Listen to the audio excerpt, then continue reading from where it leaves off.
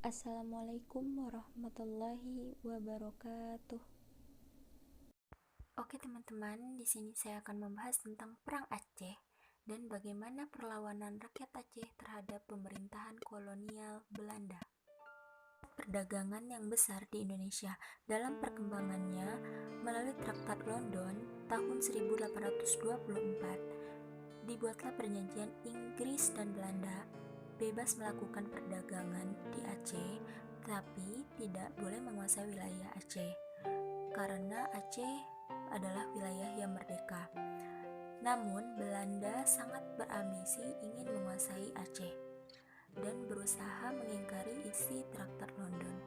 Untuk menguasai Aceh, Belanda menerapkan politik adu domba dengan menuduh dan menangkap kapal-kapal Aceh di perairan Selat Malaka. Mereka menuduh kapal-kapal Aceh telah mengganggu aktivitas perdagangan Belanda.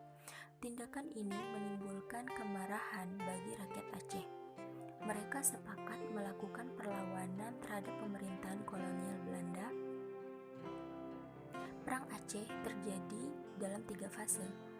Fase pertama berlangsung dari tahun 1873 sampai dengan 1884. Pada tanggal 26 Maret 1873, Belanda menyerang Aceh. Serangan ini gagal karena pemimpin pasukan Belanda, J.H.R. Kohler, terbunuh. Hal ini memicu kemarahan Belanda. Belanda kembali melakukan serangan pada tanggal 18 Desember 1873, namun mereka kembali mengalami kegagalan.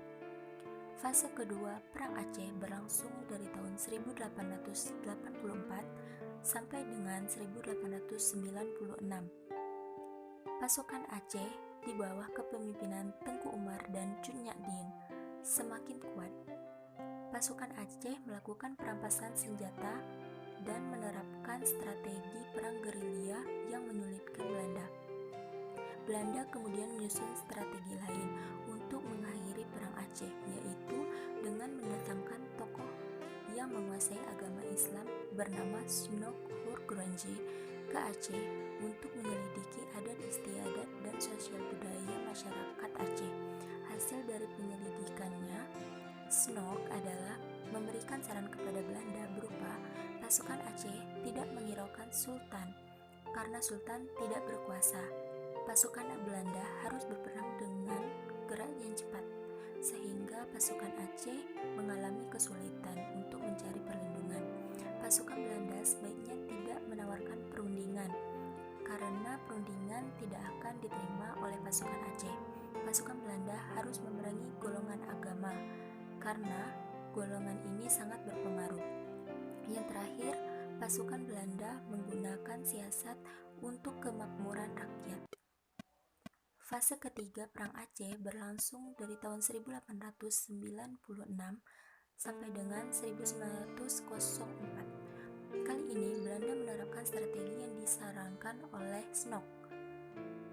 Dengan strategi tersebut, Belanda berhasil mencerai-beraikan para pemimpin perlawanan Aceh. Tengku Umar bergerak ke Aceh bagian barat dan Panglima Polem ke timur. Kemudian pasukan Belanda menyerang benteng pertahanan pasukan Tengku Umar. Pada tahun 1899 Tengku Umar gugur. Panglima Polim menyerah kepada Belanda pada tahun 1903.